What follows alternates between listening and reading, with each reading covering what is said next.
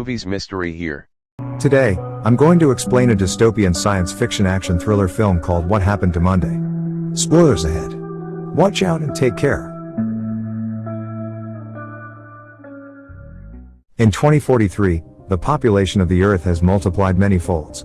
There is a massive shortage of resources of all kinds. The world opts for genetically modified crops which get fast-tracked around the globe. But this leads to a staggering spike in multiple births across the world. The solution is now feeding the problem. No one knows what to do. Political activist and renowned conservation biologist Dr. Nicolette Kamen has prompted the Federation to institute a one-child-per-family policy. A bureau called Child Allocation Bureau, CAB, is formed to enforce this policy. All citizens are required to wear a bureau-issued identity bracelet. This bracelet could be scanned in order to identify people at various checkpoints throughout cities. When scanned, the bracelets present data that states if you have a sibling or not. If another sibling is present, police are informed and, upon arrival, take the child. These children are put into cryosleep and they will be woken up when the crisis the world is going through is handled. They will awaken in a better world. That year, a woman named Karen Septman has septuplets, thanks to the genetically modified food. Karen dies. The twins' grandfather, Terrence, doesn't announce the 7 siblings to the authorities. He names them each by one day of the week. He decides that all 7 of them will live in secrecy in a place that has hidden areas, which he builds. He trains them all to take on the identity of Karen Septman. Each of them gets one day of the week to go out and be Karen.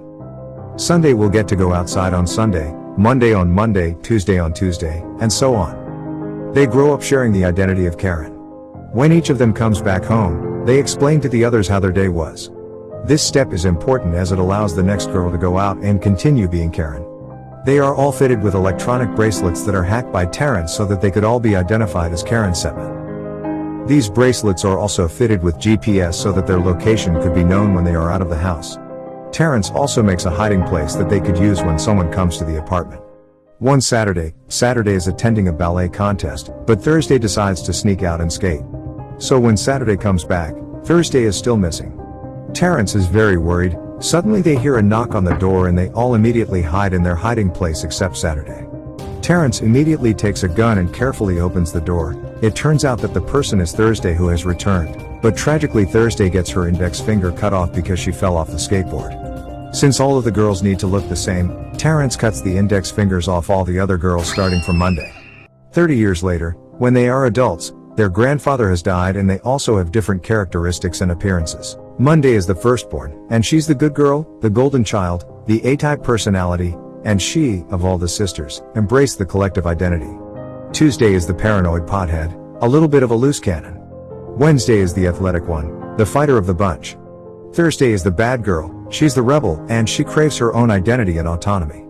Friday is the smart one, the computer geek, and the sisters only have their life, their career, their success, because of Friday.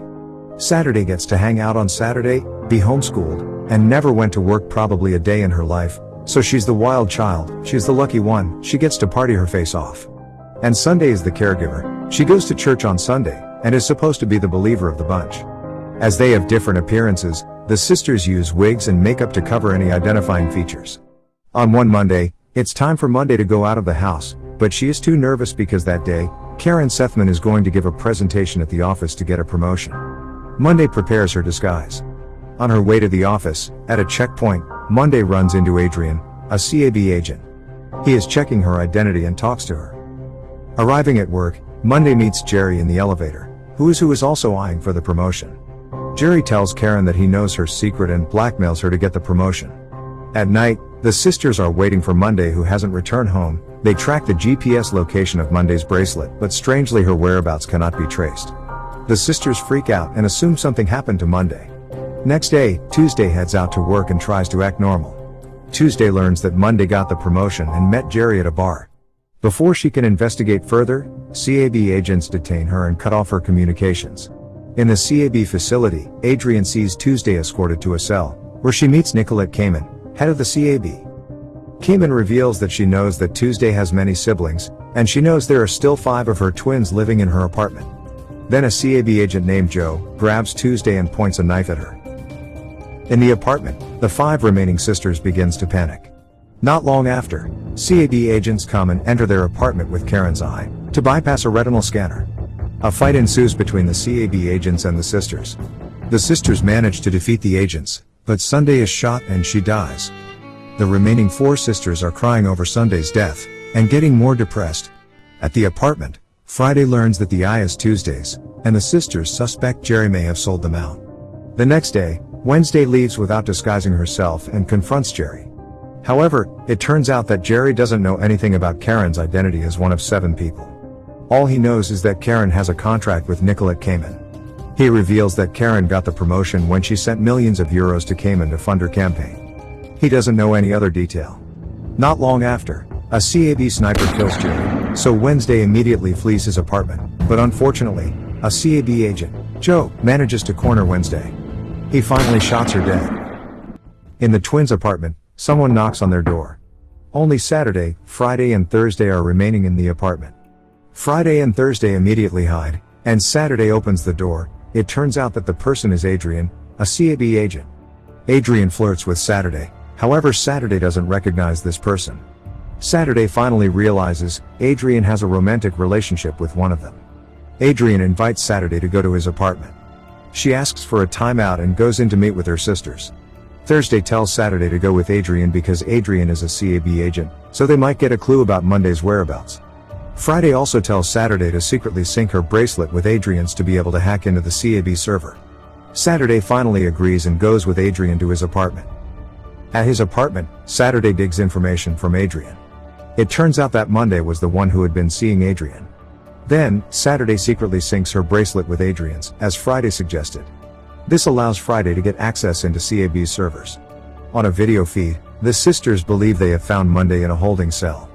After Adrian left his apartment, Saturday immediately tells Friday and Thursday that Monday was the one who had been secretly dating Adrian. At the same time, CAB agents arrive and kill Saturday in front of her sister's eyes. Not long after, Karen's apartment is raided by CAB agents led by Joe. Friday sacrifices herself by blowing up their apartment to allow Thursday to escape and rescue Monday. Now, only 2 twins remain, Thursday and Monday, who are still locked up. Adrian hears about the explosion at Karen's apartment and goes straight to the apartment. There, he meets Thursday, who directly confronts him in his car. Thursday assumes that Adrian was the one who had reported Karen. However, Adrian does not know anything about these 7 twins.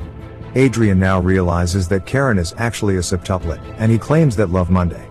He finally agrees to help Thursday to rescue Monday. Adrian sneaks Thursday into CAB headquarters with a body bag, brought into the cryosleep room. There, she secretly records a child undergoing cryosleep. Instead of being frozen, the child is incinerated. When it is Thursday's turn, Thursday immediately kicks the officer and put her in cryosleep. Adrian helps Thursday to get out of the cryosleep room, and they find the cell where Monday is locked up. But it turns out that Tuesday is the one in the cell, with one of her eyes removed. Finally, Adrian and Tuesday are assigned to hack a video operator and show a shocking video about cryosleep at a fundraising event being held by Kamen. Meanwhile, Thursday search for Monday. Finally, Thursday meets Monday in a restroom. Monday looks fine. It turns out that Monday is the one who betrays the sisters. She wants to be the one and only Karen, and reported her twins to Kamen. Monday also sends large sums of money to Kamen's as bribes. Thursday and Monday fight in the restroom, and eventually, Thursday accidentally shoots Monday. Thursday then disguises as Monday at the fundraising event, and Kamen doesn't realize this. Meanwhile, Tuesday and Adrian broadcast Thursday's video footage of the child's incineration, leaving everyone at the event shocked. At that moment, Kamen realizes that Thursday is in disguise. She angrily confronts Thursday, choking her. Monday, who is severely injured, gets out of the toilet, pointing a gun at Thursday. Joe shoots Monday, thinking she intends to kill Kamen, and Adrian kills Joe as revenge. As the crowd flees, Monday reveals to Thursday that she betrayed them because she is pregnant with Adrian's children. Unfortunately, twins. Which means one of her children will be taken away. For the sake of her children, she makes a deal with Kamen. She secretly compromises the knowledge and location of her 6 sisters in return for her to be free and live her life normally as Karen. Not long after, Monday dies from her wounds. In the end of the story, the one-child policy is abolished, and Kamen faces the death penalty. Thursday, Adrian, and Tuesday are the ones that remains alive. Monday's and Adrian's twins develop in an artificial womb. As the camera dollies out, Hundreds of babies are seen crying in one enormous ward, as nursing staff care for them. And that's the ending of the movie What Happened to Monday.